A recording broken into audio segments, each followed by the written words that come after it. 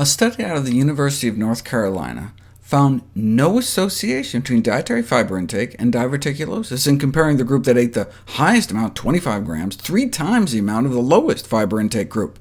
They concluded that a low-fiber diet is not associated with diverticulosis. The university sent out a press release: diets high in fibers won't protect against diverticulosis. The press picked it up. Study finds high-fiber diet may not protect against diverticulosis. Went over all the paleo blogs and even medical journals. An important paper calling into question the fiber theory of the development of diverticulosis. Other editorials, though, caught the critical flaw. To understand this, let's turn to another dietary deficiency disease, scurvy. Medical experiments on prisoners in Iowa State Penitentiary showed that clinical signs of scurvy start appearing just 29 days without vitamin C. Experiments on pacifists during World War II showed the same thing, that it takes about 10 milligrams of vitamin C a day to prevent scurvy. So imagine going back in time a few centuries, when they were still trying to figure scurvy out. Dr. James Lind had this radical theory that citrus fruits could cure scurvy. What if an experiment was designed to test this crazy theory, in which sailors were given the juice of either 1 wedge of lemon or 3 wedges of lemons a day? If a month later on the high seas there was no difference in scurvy rates, one might see headlines like this. The printing press pamphleteers would all be touting the study that found that a low vitamin C diet is not associated with scurvy.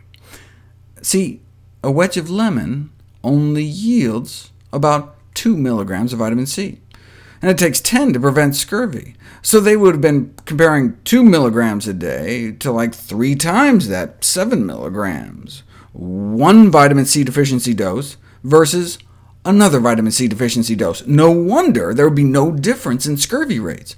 We evolved eating so many plants that we likely averaged around 600 milligrams of vitamin C a day. That's what our bodies are biologically used to getting. What about fiber? How much fiber are we used to getting? Over 100 grams a day.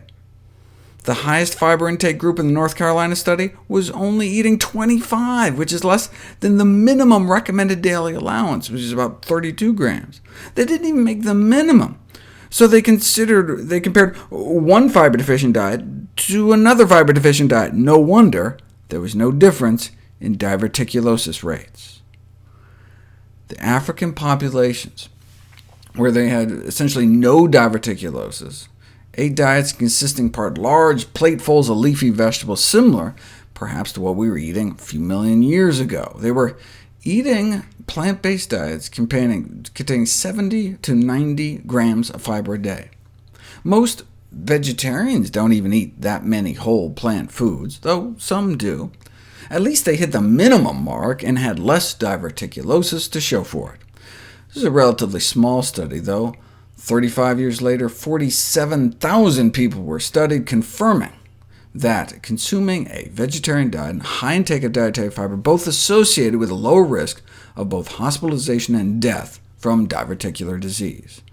And they had enough people to tease it out. Right? Compared to those eating a single serving of meat a day or more, those that had less than half a serving appeared to have a 16% lower risk. Pescatarians, no meat except some fish, down 23%, though neither are statistically significant.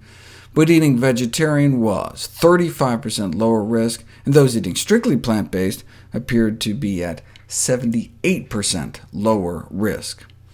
As with all lifestyle interventions, it only works if you do it. High-fiber diets only work if they're actually high fiber.